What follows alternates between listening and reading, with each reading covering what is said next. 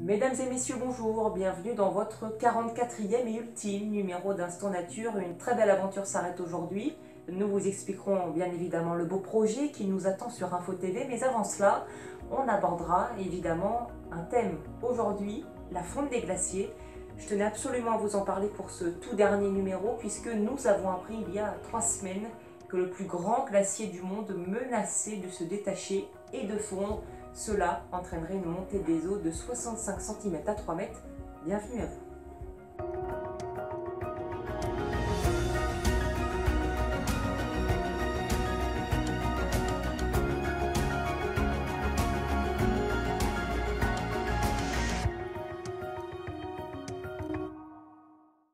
Mais avant de commencer cette émission, je vous adresse mes meilleurs vœux pour cette année 2022, qu'elle soit la plus belle et la plus heureuse pour chacun d'entre nous. Allez, on va aujourd'hui vous parler d'un problème qu'il faut très vite prendre au sérieux pour diminuer au maximum les impacts qu'il pourrait avoir sur notre vie future. C'est d'ailleurs un sujet qui fait régulièrement la une de l'actualité, celui de la fonte des glaciers. Aujourd'hui, nous allons vous parler du glacier de Thwaite. C'est le plus grand du monde, il est situé en Antarctique. Sa superficie, qui est égale à celle de la Grande-Bretagne, lui a aussi donné son autre nom de glacier de l'Apocalypse. Vous le voyez sur cette image en rouge. En vert, c'est sa plateforme de glace qui l'empêche de dériver. Mais le 13 décembre dernier, la glaciologue américaine Erin Petit a révélé que de très grandes fissures avaient été repérées sur la plateforme de ce glacier qui pourrait se briser entièrement d'ici 5 ans, emportant avec elle le glacier tout entier. La fonte totale de la plateforme et du glacier entraînerait une montée des eaux de 65 cm. Mais si ce glacier entraîne lui-même les autres glaciers environnants, on parlerait alors de 3 mètres supplémentaires pour le niveau de la mer. Ça, c'est vraiment le scénario catastrophe, mais qui n'est pas pour autant à écarter. Cette montée des eaux de 65 cm est pour beaucoup de scientifiques irréversible, mais elle peut être retardée si tout le monde fait des efforts pour diminuer ces émissions de CO2 qui sont les principaux responsables de cette fonte. Alors ce glacier de l'Apocalypse, c'est certes le plus grand du monde, il est donc normal qu'il représente une très grande menace sur le niveau de la mer, mais qui dit grand glacier dit aussi grande biodiversité. On a tendance à l'oublier, mais le pôle Nord abrite de nombreux animaux polaires, des ours, des phoques qui vivent sur ce glacier de l'Apocalypse. Sa fonte totale privera donc d'innombrables animaux de leur lieu d'habitation, beaucoup mourront, entraînant un dérèglement de la chaîne alimentaire. Et puis qui dit montée des eaux dit perturbation des courants océaniques qui eux-mêmes accentueront le dérèglement climatique déjà visible, on s'en rend bien compte. Cela condamnera donc de nombreuses personnes à être ce que l'on appelle des réfugiés climatiques. Le phénomène commence à devenir exponentiel et surtout très inquiétant. Un réfugié climatique est défini comme une personne contrainte de quitter son pays du fait d'une catastrophe climatique ou plus précisément du réchauffement climatique affectant son lieu de vie. Par exemple, en Amérique centrale, les températures pourraient devenir beaucoup trop élevées pour être vivables et des millions de personnes se retrouveraient donc obligées de quitter le territoire pour se rendre ailleurs. C'est déjà le cas en Amérique latine qui est partiellement touchée par le phénomène, tout comme l'Afrique subsaharienne et l'Asie du Sud. Près de 17 millions de personnes sont déjà touchées chaque année. Si rien ne change, plus de 140 millions de personnes pourraient être désormais concernées d'ici à 2050. Il faut vraiment qu'il y ait une prise de conscience générale parce que le phénomène est juste à notre porte. Il touchera les riches comme les plus pauvres.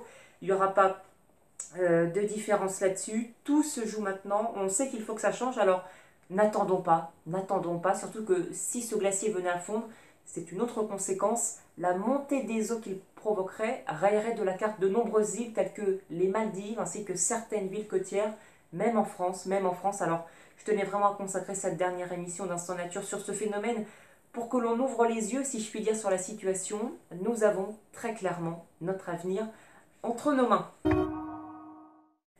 Voilà, le moment où je ne vous dirai plus à dans 15 jours pour Instant Nature est arrivé. Vous le savez, cette émission est la dernière de notre très beau programme. Alors, on a prévu, ne vous inquiétez pas, de se remémorer quelques souvenirs et puis et bien sûr et surtout de vous expliquer ce qui nous attend sur Info TV.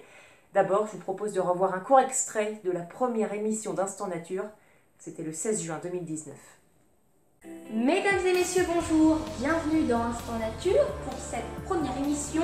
Et aujourd'hui, nous allons parler d'un sujet que vous entendez fréquemment, mais je vous rassure tout de suite, je vais l'aborder d'une manière plus approfondie, le réchauffement climatique. Voici le sommaire. Nous essaierons de comprendre pourquoi le réchauffement climatique a-t-il pris une ampleur si importante et alarmante ces dernières années? Un des principaux facteurs de ce réchauffement est le CO2. Depuis, on a beaucoup évolué grâce à vous qui nous regardez. J'en reparlerai après de votre fidélité de cette évolution, puisque d'abord, j'aimerais qu'on évoque les futurs projets qui nous attendent sur Info TV.